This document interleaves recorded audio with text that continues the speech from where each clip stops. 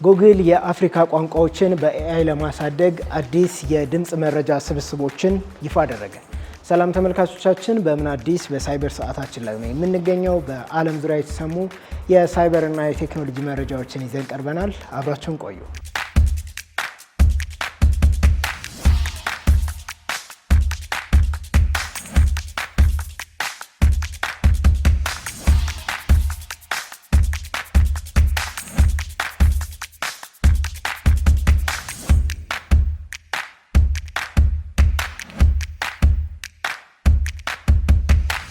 ጉግል ከአፍሪካ የምርምር ተቋማት ጋር በመተባበር WA-XAL የተሰኘ የንግግር ዳታ ሴት ይፋ ማድረጉን አስታወቀ። ይህ ዳታ ሴት እንደ ሶሃሊ፣ ሀውሳ፣ ዮሩባና ሎግዳን የመሳሰሉ ከሰሃራ በታች የሚነገሩ 21 የአፍሪካ ቋንቋዎችን ያካተተ ነው። የመረጃ ስብስቡ ዋነኛ ዓላማ ከዚህ ቀደም ጥራት ያለው የተጠናቀረ የድምፅ የቋንቋ ግብዓት ባለመኖሩ ምክንያት በስልኮች ላይ የሚገኙ ቨርቹዋል አሲስታንሶች ከመሰሉ የድምፅ ቴክኖሎጂዎች ተጠቃሚ መሆን ያልቻሉ ከ100 ሚሊዮን በላይ ተናጋሪዎችን ተጠቃሚ ማድረግና የዲጂታል ክፍተቱን መሙላት ነው ተብሏል። ይህ በጉግል የገንዘብ ድጋፍ ለ3 ዓመታት የተከወነ ፕሮጀክት 1250 ሰዓታት የሚፈጅ የተፈጥሮ ንግግርና የስቱዲዮ ቀረጻዎችን ይዟል። መረጃ የማሰባሰቡን ስራ በግንባር ቀደምትነት የመሩት የተለያዩ የአፍሪካ የምርምር ተቋማት በመሆናቸው የመረጃው ባለቤትም በእነዚህ ተቋማት እጅ እንዲቆይ ተደርጓል። ይህም አፍሪካውያን ተመራማሪዎችና ተማሪዎች በውጭ ኩባንያዎች ላይ ጥገኛ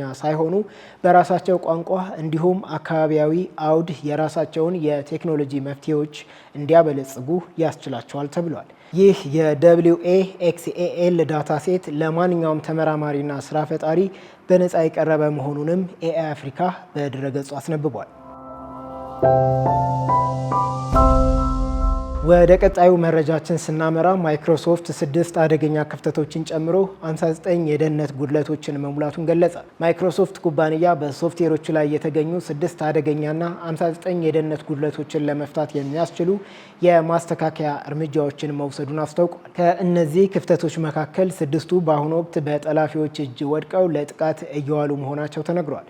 ኩባንያው ይፋ ካደረጋቸው 59 ክፍተቶች መካከል 5ቱ እጅግ አደገኛ ተብለው የተፈረጁ ሲሆን 52ቱ ከፍተኛና 2ቱ ደግሞ መካከለኛ የሚል የደህንነት ስጋት ደረጃ ተሰጥቷቸዋል። ከእነዚህም ውስጥ 25ቱ ተጠቃሚዎች መረጃቸውንና ዲቫይሶቻቸውን ከጥቃት እንዳይከላከሉ የሚያደርጉና 12ቱ ከሩቅ ሆኖ ኮምፒውተርን የሚያዙ፣ 6ቱ መረጃን የሚያጋልጡ፣ 7ቱ ማጭበርበርን መሰረት ያደረጉ፣ 5ቱ የደህንነት ስርዓቶችን ማለፍ የሚያስችሉ፣ 3ቱ የአገልግሎት ተደራሽነትን የሚያቋርጡ ሲሆኑ ሌላው ደግሞ እምነት በሚጣልበት ድረገጽ ላይ ለሳይበር ጥቃት የሚያጋልጡ የኮምፒውተር ትዕዛዞችን መጫን የሚያስችሉ ክፍተቶች መሆናቸው ታውቋል። ከክፍተቶቹ መካከል 6ቱ ለሳይበር ጥቃት በከፍተኛ ሁኔታ ጥቅም ላይ እየዋሉ የተገኙ ሲሆን የዜሮ ዴይ ጥቃት ተጋላጭ መሆናቸውም ተጠቅሷል። እንደ ተመራማሪዎች ገለጻ እነዚህን ክፍተቶች በመጠቀም የመረጃና የሲስተም ጠላፊዎች ለጥቃት የሚያጋልጡ ፋይሎችን በመጠቀም ተጠቃሚው አንድ ጊዜ ብቻ ክሊክ በማድረጉ የዊንዶውስን የደህንነት ጥበቃን በቀላሉ በማለፍ አደገኛ ተግባራትን እንዲያከናውኑ አግዟቸዋል ተብሏል።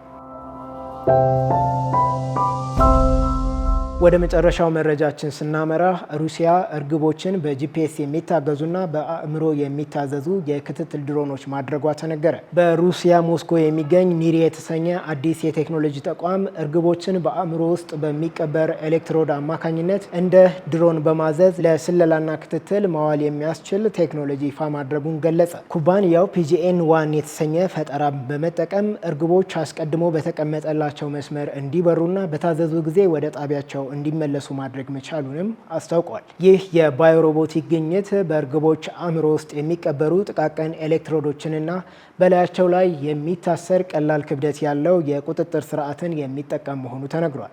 ይህ ስርዓት በፀሐይ ኃይል የሚሰራ ሲሆን የጂፒኤስ መከታተያና በእርግቧ ደረት ላይ የሚታሰር ካሜራን ያካተተ በመሆኑ ኦፕሬተሮች የእርግቧን እንቅስቃሴ ከሩቅ ሆኖ ለመቆጣጠር ያስችላቸዋል ተብሏል። በእርግቦች አእምሮ ውስጥ የሚደረገው የኤሌክትሮድ ቀበራ 100% በእርግቦች ሕይወት ላይ ተጽዕኖ እንደማይፈጥር ኩባንያው አሳውቋል።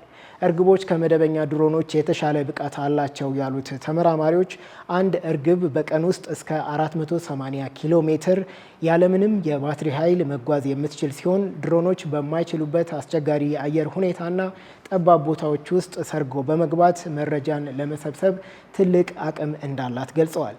በተጨማሪም የኤሌክትሪክ ሞተር ድምፅ ስለሌላቸውና ተፈጥሯዊ እንስሳ በመሆናቸው ድሮኖች እንዳይበሩ በተከለከሉባቸው ቦታዎች ሳይታወቁ ክትትሎችን ለማከናወን ያስችላሉ ተብሏል።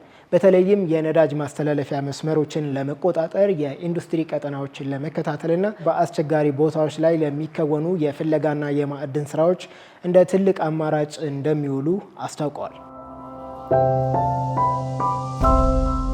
ተመልካቾቻችን የምን አዲስ በሳይበር መረጃዎቻችን የተከታተላችኋቸውን ይመስሉ ነበር። ሳምንት በሌሎች መረጃዎች እንጠብቃችኋለን። ስንታየሁ ተስፋዬ ነበርኩኝ። ቸር ሰንብቱ።